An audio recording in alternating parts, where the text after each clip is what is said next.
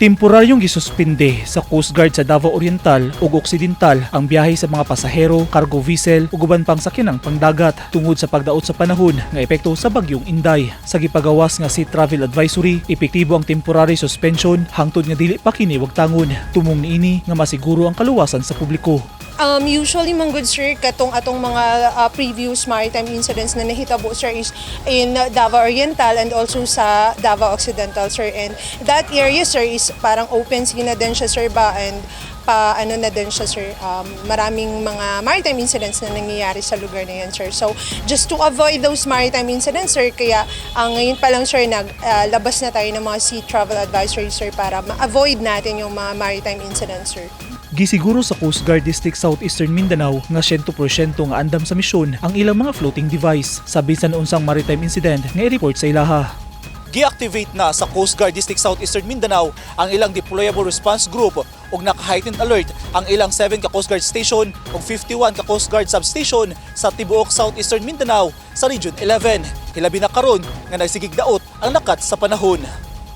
Nadugangan sab ang ilang floating asset nga dakong tabang sa ilang mga operasyon. Yes sir, meron tayong high-speed response boat number 049 sir na dagdag sa ating sir for operational support sir ng Coast Guard District Southeastern Mindanao sir. And for any maritime incident sir, pwede din natin silang i-deploy sir sa ngayon sir. Padayon ang coastal monitoring sa Coast Guard District Southeastern Mindanao aron masiguro nga nisunod ang publiko sa gipatuman nga suspension ug ang ilang koordinasyon sa mga provincial ug local government unit sa Davao Region.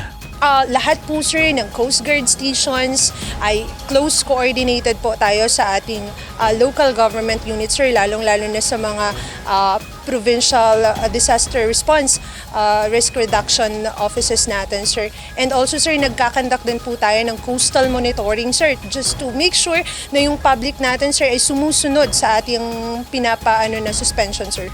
24/7 nga abli ang emergency hotline sa Coast Guard District Southeastern Mindanao sa tibok Davao Region sa pagdawat og mga report o galing dunay mga maritime incident ug ipasalig nila nga moresponde dayon sila. Giawhag sa Coast Guard District Southeastern Mindanao ang publiko nga maminaw sa ilang mga abiso ug kanunay i-monitor ang mga advisory sa pag-asa ug mutuman sa gipatuman nga mga suspension sanglit alang kini sa kayuhan sa tanan.